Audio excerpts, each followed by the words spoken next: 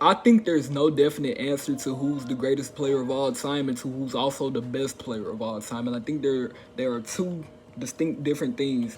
And let me explain, because the greatest is like the accolades and the achievements and how you can bounce back from losses, how you handle wins, losses, whatever like that.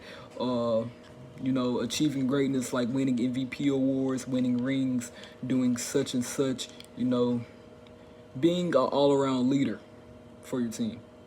That's well, that's what I think greatness is defined as. But being the best player, see, that's the player that out hustles everybody. The best scorer, the best finisher, the best playmaker who can dish out assists and help set up the coach's offense and defense the best. Because playmaking really is both a defensive and offensive thing. Most people don't even know that. Um, the best, you can even say ball handler who can get around their defender, the best in isolation scoring, the best in so many different aspects of basketball. And the greatest player of all time is really hard to define that. Could be Bill Russell, has the most rings. He was a great player, he was a great leader for his team in the Boston Celtics. They won 8 in a row, I'm pretty sure, back in the 60s.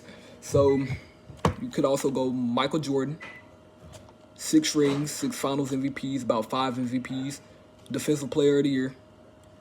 He was known for his competitiveness, however you say that, on the court.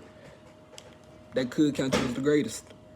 Another person, probably, that's the top three, that would be in the top three would probably be Kareem Abdul-Jabbar.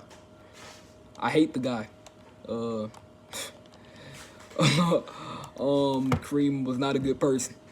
Is not a good person. You can do your own research on that. But Kareem won MVPs, won Finals MVPs. That's the most MVPs in NBA history, I think. Unstoppable move in the skyhook. He basically mastered the game of basketball, and that allowed him to win 6 NBA championships. But the best player, that's really hard to define, right? Because think about it. There's so many positions in basketball. There's so many roles that are in basketball. Some people are only signed to NBA contracts to catch and shoot. That could be a Luke Kennard kind of player.